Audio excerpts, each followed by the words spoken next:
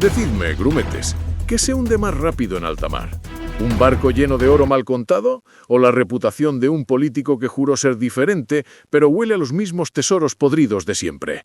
Quédense hasta el final, porque la respuesta os hará reír y llorar al mismo tiempo. Muy buenas madrugadas, días, tardes o noches a toda la tripulación que se conecta desde cada puerto del planeta. Aquí no repetimos titulares como loros de noticiero. Aquí pirateamos, desmenuzamos y desnudamos lo que otros maquillan. Bienvenidos a Gus en tu mente en el sarcasmo de la noticia.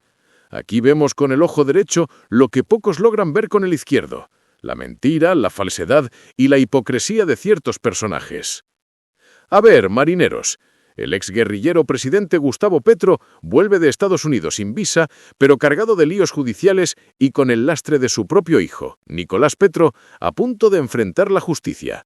Epicteto decía: nadie es libre si no es dueño de sí mismo. Y vaya ironía, porque ni el capitán del barco más progresista parece dueño ni de su tripulación ni de su propio apellido.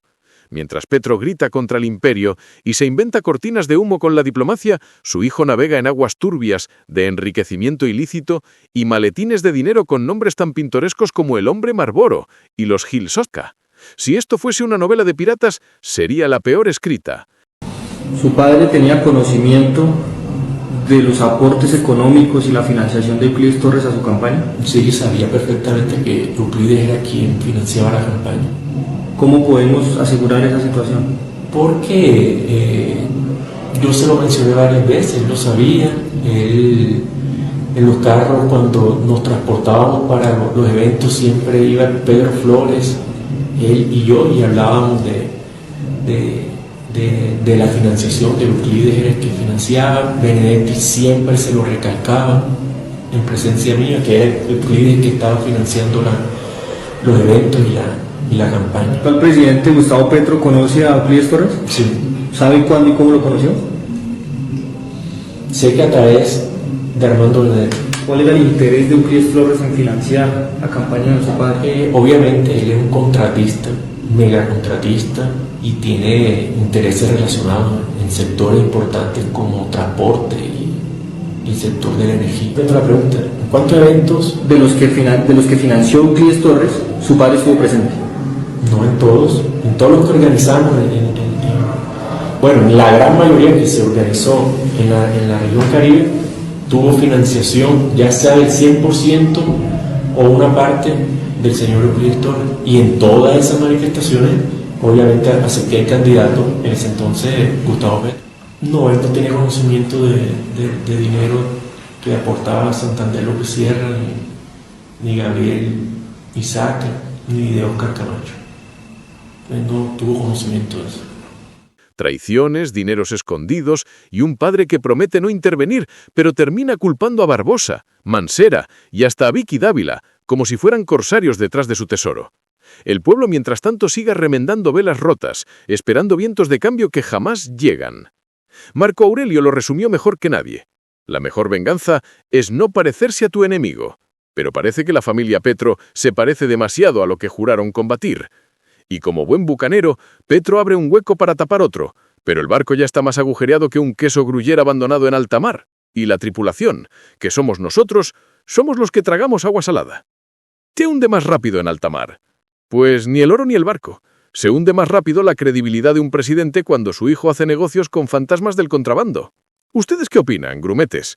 ¿Es Petro víctima de conspiraciones o es simplemente el capitán de un barco corrupto que ni siquiera logra controlar a su propia tripulación? Recordad, como decía Séneca, el hombre sufre más por lo que imagina que por lo que realmente ocurre.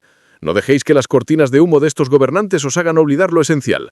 La justicia y la verdad siempre flotan, aunque quieran hundirlas. Si encontraste valor diferente a otros noticieros en este análisis cargado de sarcasmo y realidad, te invito a continuar viendo hasta el final, compartir el vídeo, activar la campanita y suscribirte al canal. Si eres de los nuestros, de esos que no miran por el ojo izquierdo, deja tu comentario con esta frase: ni oro ni humo, lo único que se hunde es Petro. Y recuerda, con Gus en tu mente no robamos tesoros, pirateamos verdades con el ojo derecho, que el izquierdo no quiere que veas. Los espero en el próximo sarcasmo noticioso. Vamos con la noticia.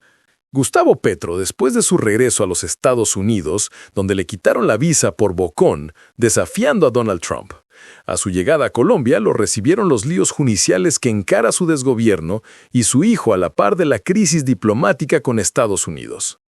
El exguerrillero presidente enfrenta el juicio a su hijo Nicolás Petro y un nuevo escándalo por topes electorales. Con las relaciones diplomáticas con Estados Unidos en su punto más tenso en las últimas décadas, el gobierno colombiano enfrenta, a la par, serios líos judiciales. Nicolás Petro, el hijo del presidente, fue llamado a juicio disciplinario y encara segunda imputación de la Fiscalía. Además, dos de los alfiles de Palacio, el ministro de Salud Guillermo Jaramillo y el presidente de Ecopetrol Ricardo Roa, deberán responder ante la justicia por su papel en un supuesto fraude en los informes electorales de la campaña del Pacto Histórico al Senado para ocultar los viáticos del jefe de Estado durante la consulta interna. El pliego de cargos que le abrió la Procuraduría de Gregorio El Yaja Nicolás Petro responde a un supuesto incremento patrimonial injustificado de 1.189 millones de pesos, que habrían sido recolectados como aportes a la campaña de Gustavo Petro, pero que fueron malversados por Petro y su exesposa, Day Vázquez. Parte de esa suma habría sido aportada por el ex narcotraficante Samuel Santander López Sierra, el hombre Marlboro, y por Gabriel Ilzaca, hijo del empresario Alfonso el Turco Ilzaca, absuelto por homicidio. Ambos, según el pliego de cargos, le habrían entregado en Barranquilla a Nicolás Petro al menos 1.000 millones de pesos, un hecho por el que enfrenta, en simultáneo, un proceso penal por enriquecimiento ilícito y lavado de activos, en fase de acusación, al que ahora se suma una nueva imputación por presuntas irregularidades en 5 contratos suscritos entre la Gobernación del Atlántico y la Fundación Conciencia Social, detrás de la cual estarían Petro y, de nuevo, su exesposa Day Vázquez.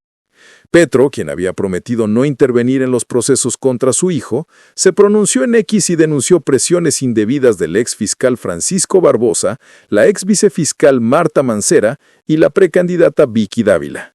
No obstante su defensa, atribuyendo las decisiones judiciales a asuntos políticos en su contra, las acusaciones contra su hijo terminan siendo un punto de dolor de su mandato ante la opinión pública.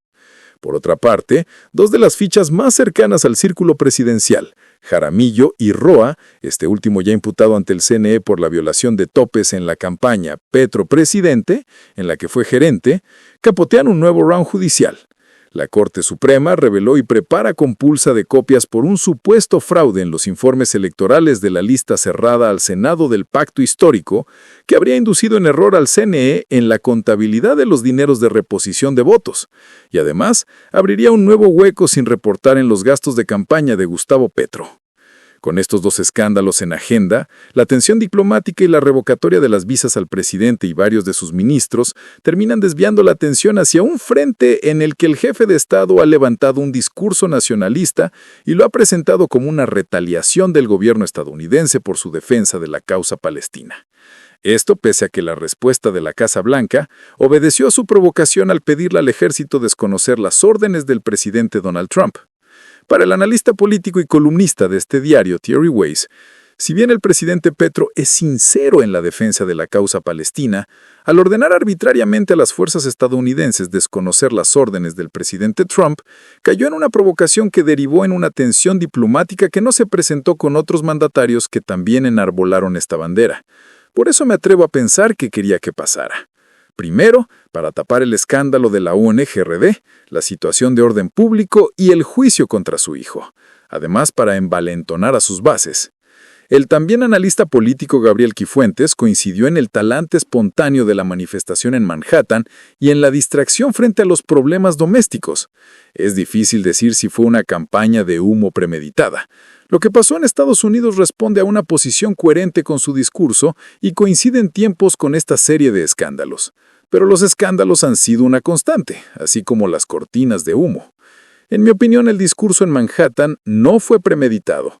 Afloró genuinamente, muy en el estilo y tono del presidente. Pero el desenlace y los hechos políticos generados, como la renuncia a las visas de los ministros, sí podrían contener una connotación de distracción.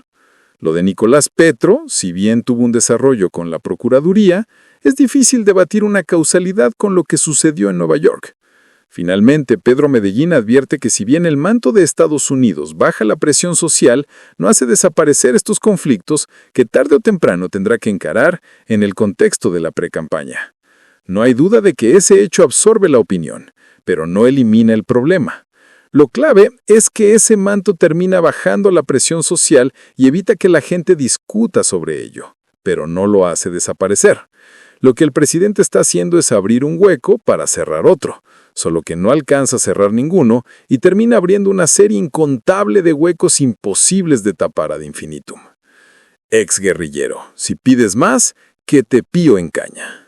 Y recuerda, en tiempos donde la verdad se esconde y el poder se disfraza de legalidad, tu mayor rebeldía es pensar. Aquí hablamos lo que otros callan, con humor, con crítica y con un poco de eso que a los desgobiernos le incomoda, conciencia despierta. Soy Gus en tu mente y esto fue el sarcasmo de la noticia. Si no regresamos mañana, ya sabes quién apagó la luz. Hasta la próxima Mente Incómoda.